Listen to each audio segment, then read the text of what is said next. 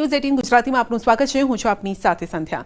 અમદાવાદમાં ધીમી ધારે વરસાદ શરૂ થયો છે। એરપોર્ટ વિસ્તારમાં વરસાદી ઝાપટું પડ્યું છે તો શહેરના વાતાવરણમાં જોવા મળ્યો છે પલટો। ક્યાંક ધીમી ધારનો વરસાદ છે, ક્યાંક એક ઝાપટું પડી ગયું છે અને ક્યાંક તડકો પણ જોવા મળ્યો છે। તો સવારથી જ વાતાવરણમાં પલટો જોવા મળી રહ્યો છે। ક્યારેક સૂરજ દાદા દર્શન આપી દે છે ને ક્યારેક વાદળો તેમને ઢાંકી રહ્યા છે। તો હજુ પણ આકાશમાં કાળા ડિબાંગ વાદળો જોવા મળ્યા છે, જેનો મતલબ એ છે કે હજુ પણ વરસાદ થઈ શકે છે। શક્તિ વાવાઝોડાની અસર સમગ્ર ગુજરાતમાં છે, ત્યારે અમદાવાદ પણ તેનાથી બાકાત નથી। અમદાવાદમાં પણ વરસાદી માહોલ છવાયો છે। આપ જોઈ રહ્યા છો વરસાદી માહોલ વચ્ચે ખાસ કરીને અમદાવાદ એરપોર્ટના આ દ્રશ્યો છે કે જ્યાં વરસાદી માહોલ વચ્ચે લોકો પસાર થતા જોવા મળી રહ્યા છે। મહત્વની વાત એ છે કે વરસાદી માહોલ વચ્ચે અમદાવાદ પણ બાકાત નથી। અમદાવાદીઓ છે તેઓ ખાસ કરીને આ વરસાદી માહોલની મજા માણી રહ્યા છે। વહેલી સવારથી જે પ્રકારે માહોલ છવાયો તો એવું લાગતું હતું કે આજે વરસાદ નહીં વરસે, પરંતુ અચાનક શક્તિ વાવાઝોડાની અસરને પગલે અમદાવાદનું વાતાવરણ બદલાઈ ગયું। હજુ પણ આ વરસાદી માહોલ રહેશે। હવામાન વિભાગનું માનવું છે કે વાતાવરણ છે એમાં પણ ખાસ કરીને દરિયાઈ કાંઠાના જે વિસ્તારો છે તેમાં સૌથી વધારે વરસાદ વરસવાની શક્યતાઓ જોવા મળી રહી છે। બીજી તરફ આ માહોલ વચ્ચે હજુ પણ સાવચેત રહેવાની ખૂબ જ જરૂર છે। દીપિકા કુમાર, ન્યૂઝ 18 ગુજરાતી, અમદાવાદ।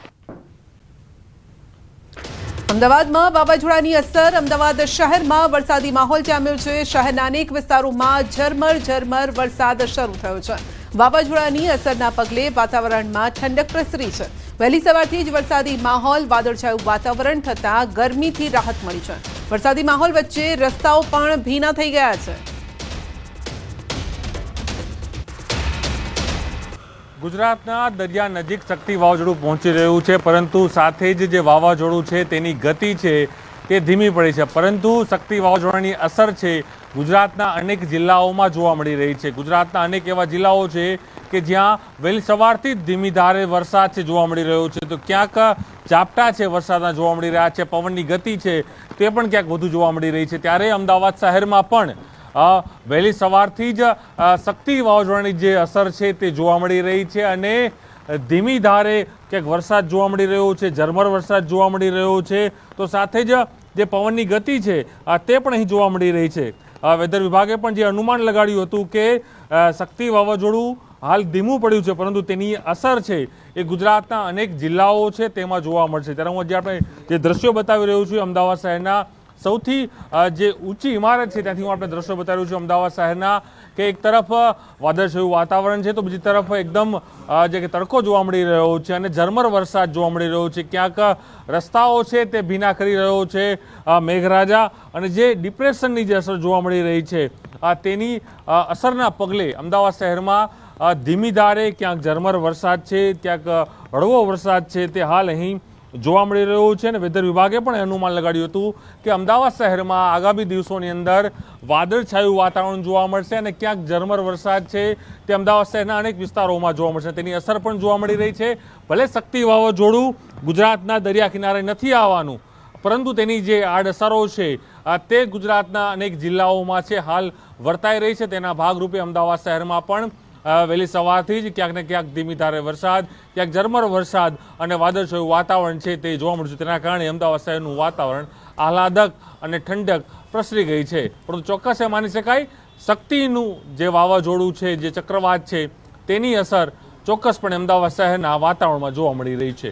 કેમેરા લેસો સાથે પ્રણવ પટેલ, ન્યૂઝ 18 અમદાવાદ।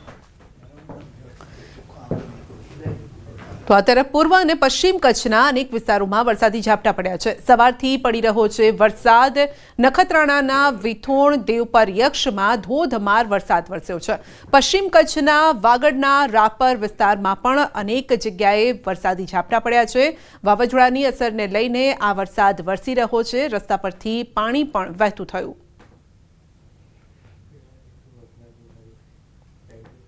વાવાઝોડાની અસરના કારણે અમદાવાદ સહિત વિવિધ જિલ્લામાં વરસાદ વરસ્યો છે। મહેસાણા જિલ્લામાં પણ વહેલી સવારથી જ મેઘરાજાએ પધરામણી કરી છે। બહુચરાજી, સુરાપુરા, ચંદ્રોડા, સૂરજ, મંડાલી સહિતના ગ્રામીણ વિસ્તારોમાં લોકો સૂતા હતા અને વરસાદ ખાબક્યો હતો. તો ધોધમાર વરસાદ પડતા રોડ પર પાણી ભરાઈ ગયા હતા અને પાટણ શહેર, ગોલાપુર, માતરવાડી સહિતના ગામડાઓમાં ધોધમાર વરસાદ વરસ્યો. અરવલ્લીના માલપુરમાં પણ ધોધમાર વરસાદ વરસ્યો હતો. વહેલી પરોઢે વરસાદે પધરામણી કરી હતી, જેથી માલપુરના રાજમાર્ગો પર નદી વહેતી હોય તેવા દ્રશ્યો સર્જાયા. રોડ પર પાણી વહેતા થયા હતા અને ખેતરો પણ પાણીથી તરબોળ થઈ ગયા છે, જેથી મગફળી, સોયાબીન સહિતના પાકને નુકસાન થઈ શકે છે. આ તરફ પશ્ચિમ કચ્છના કેટલાક વિસ્તારોમાં વરસાદી ઝાપટા પડ્યા છે. નખત્રાણા સહિત ઉખેડા, વળવાકાયા, માગવાણા, ગઢશીસામાં પણ ઝાપટા પડ્યા છે. બનાસકાંઠા જિલ્લામાં પણ સતત 3 દિવસથી વરસાદ છે. વાદળછાયું વાતાવરણ છે અને આ વાતાવરણથી ખેડૂતોની ચિંતા વધેલી છે.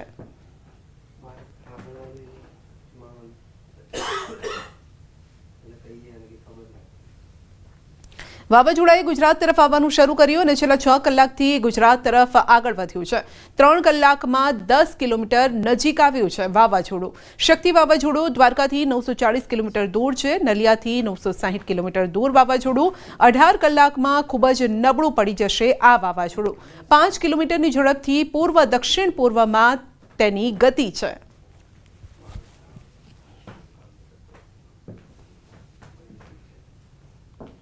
તો વાવાઝોડાને લઈને સૌથી મોટા સમાચાર. હવે ચિંતા કરવાની જરૂર નથી, કારણ કે વાવાઝોડું નબળું પડી ગયું છે. વાવાઝોડાએ ગુજરાત તરફ આવવાનું શરૂ કર્યું છે, પરંતુ તેની જે ગતિ છે તે પણ ઓછી થઈ ગઈ છે. આ સાથે તે સતત વળાંક લઈ રહ્યું છે ને જેના કારણે તેની જે શક્તિ હતી આ શક્તિ વાવાઝોડાની તે પણ ઓછી થઈ ગઈ છે. દ્વારકાથી 940 કિલોમીટર દૂર છે.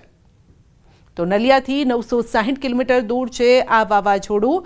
18 કલાકમાં તે નબળું થઈ જશે અને આવતીકાલે તે ડીપ ડિપ્રેશનમાં ફેરવાઈ જશે, એટલે જેના કારણે જે અસર થવાની હતી તેટલી અસર નહીં થાય, પરંતુ વરસાદ રૂપે આ અસર 2 થી 3 દિવસ યથાવત રહી શકે છે.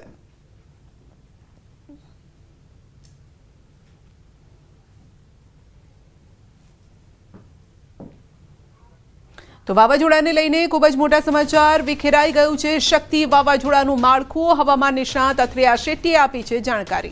12 કલાકથી નબળું પડી ગયું છે આ વાવાઝોડું. વેસ્ટર્ન ડિસ્ટર્બન્સના કારણે વાવાઝોડાનો ઉપરનો ભાગ વિખેરાયો છે. ઉપરનો ભાગ વિખેરાતા કેન્દ્ર અને વમળ ખુલ્લા પડ્યા છે. કેન્દ્ર ખુલ્લું પડતા નબળું પડી રહ્યું છે વાવાઝોડું. તો આવતા 24 કલાકમાં પૂર્વ તરફ ગતિ કરશે વાવાઝોડું. આવતીકાલ સુધીમાં ડિપ્રેશન બની જશે, તો બુધવાર સુધીમાં દરિયામાં વિખેરાઈ જશે વાવાઝોડું. વાવાઝોડું ટકરાવાનો કોઈ ખતરો નથી. બુધવાર સુધી વાવાઝોડાના ભેજથી વરસાદની સંભાવના છે. ગુજરાત, મહારાષ્ટ્રમાં થઈ શકે છે વરસાદ.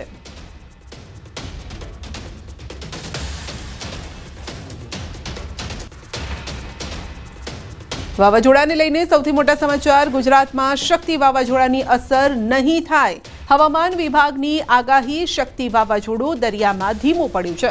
દ્વારકાથી 940 કિલોમીટર અને નલિયાથી 960 કિલોમીટર દૂર છે શક્તિ વાવાઝોડું. આવતીકાલથી ડિપ્રેશનમાં પરિવર્તિત થશે અને આગામી 3 દિવસ રાજ્યમાં સાર્વત્રિક વરસાદની આગાહી છે. તો દક્ષિણ ગુજરાત અને સૌરાષ્ટ્ર કચ્છમાં હળવો વરસાદ રહેશે. માછીમારોને દરિયો ન ખેડવાની સૂચના અપાઈ છે. દરિયાકાંઠે 40 થી 50 કિલોમીટર પ્રતિ કલાકની ઝડપે પવન ફૂંકાયો છે. દરિયાકાંઠે DW2 સિગ્નલ લગાવાયું છે. અફઘાનિસ્તાન પાસે વેસ્ટર્ન ડિસ્ટર્બન્સ સક્રિય થતા વરસાદી માહોલ રહેશે. અમદાવાદમાં વાદળછાયું વાતાવરણ રહેશે અને ગાજવીજ સાથે હળવા વરસાદની આગાહી છે. ये वीकेंड होके साइक्लोनिक स्टॉर्म हुआ है. अभी इसका जो पोजीशन है west central adjoining north west Arabian sea near latitude 19.6 degree north and longitude 60.5 degree east. अभी ये द्वारका से 940 kilometre west south west wide direction में है और नलिया से 960 kilometre west south west direction में है. ગુજરાત પોલીસને લઈને સૌથી મોટા સમાચાર છે. અમદાવાદ ટ્રાફિક પોલીસનું વધુ એક કૌભાંડ સામે આવ્યું છે.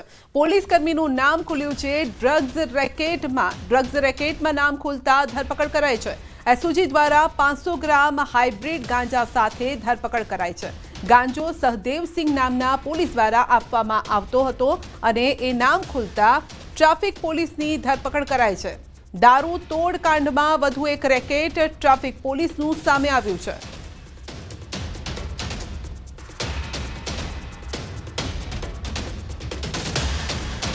ગુજરાતનું પુષ્પા આખરે દબોચાયો છે અને 4 ફરાર છે. જૂનાગઢ ચંદનની ચોરી કરનાર પકડાયો છે. ચંદન ચોરી કેસમાં હજુ પણ 4 આરોપી ફરાર છે. દાતારના જંગલોમાં ચંદનના ઝાડની ચોરી થઈ ગઈ હતી અને વન વિભાગે રાજસ્થાનથી ચંદન ચોરને પકડી લીધો છે. વીરારામ કલાવા નામનો